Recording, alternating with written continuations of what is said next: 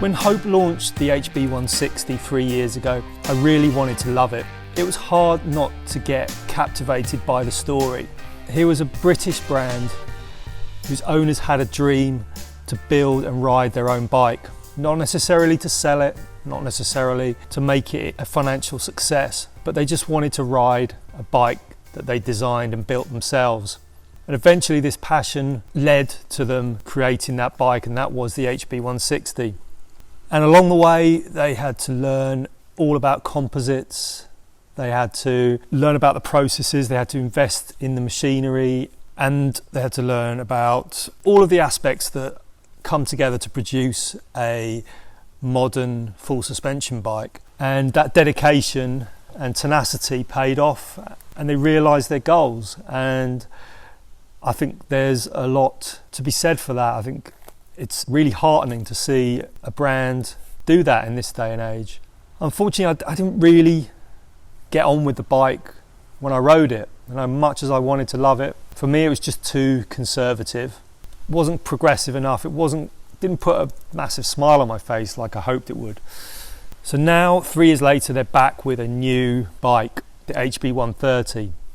And as the name suggests, it's a 130 trail bike. It's got 29-inch wheels, and it builds on a lot of the things that they've learnt during that process with the HB160, not only developing the 160 but also productionising it. So let's go through a little bit about this new HB130. One of the first things you'll probably notice about this bike is that they modified the suspension layout.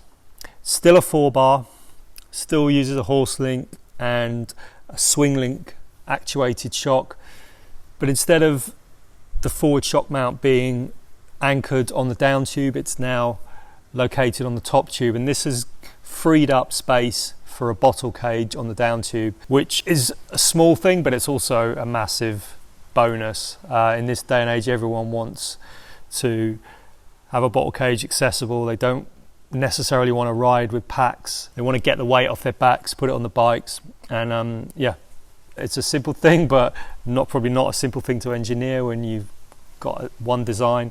So I'm super glad that they've done that. The rear end is very similar to the HB160 in terms of how it's made, but the obvious thing is it's built for 29-inch wheels, slightly shorter travel, 130 travel, more modern geometry as well. They haven't gone full progressive, full forward geometry, Geometron, whatever. They've still kind of middle of the road, quite safe, but definitely not as conservative as the HB160.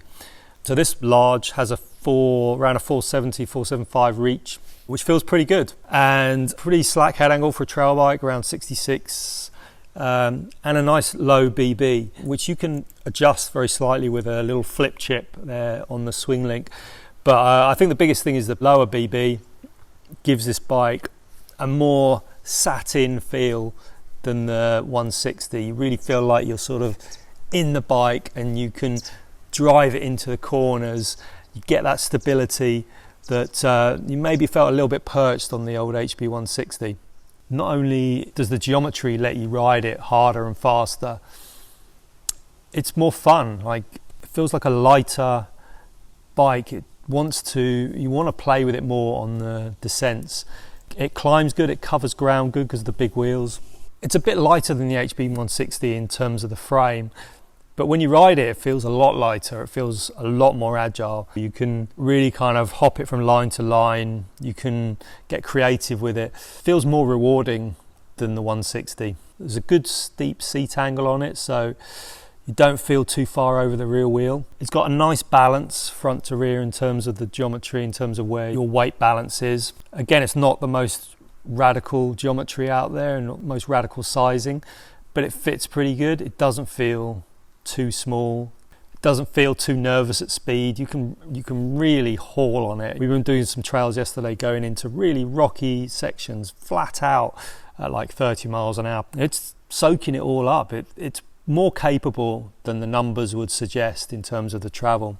A couple of things I've noticed about it in terms of the rear end is not the stiffest bike out there, definitely. So I can feel it sort of wanting to find its own path through little rock gardens and stuff. You can just feel it twisting a little bit when you kind of really slam it into a corner, square off a turn, and also kind of when you're climbing sometimes and you're kind of really levering on the bars and the cranks, you can feel that back end just twisting a little bit.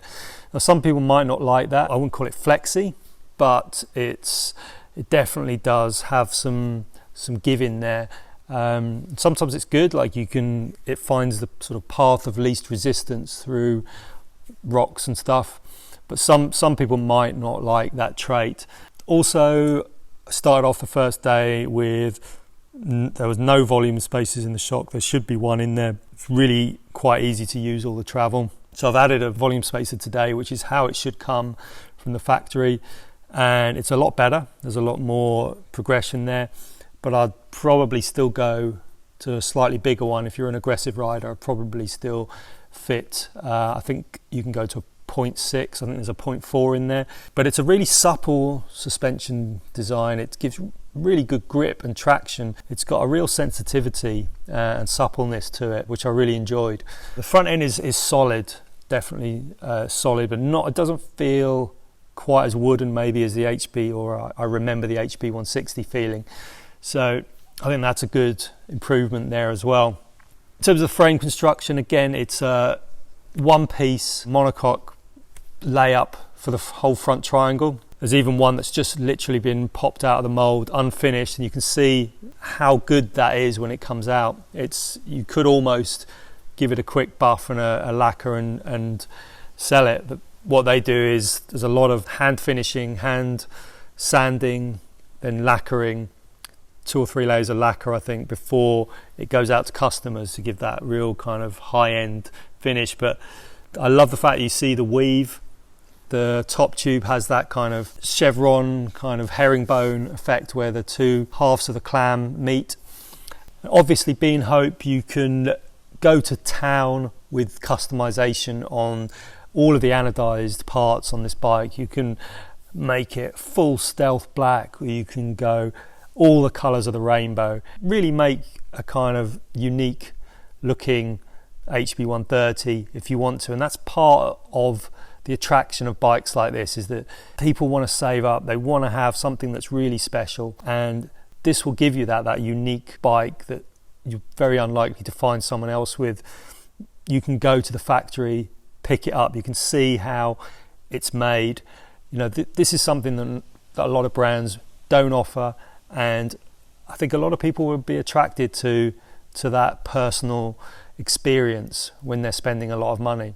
So there you have it, the new Hope HB130 trail bike. Hope you found it interesting, hope you like the bike. Be interesting to know, what colours would you go for in a custom build option? Let us know in the comments below, and remember to like and subscribe. Thanks very much for watching.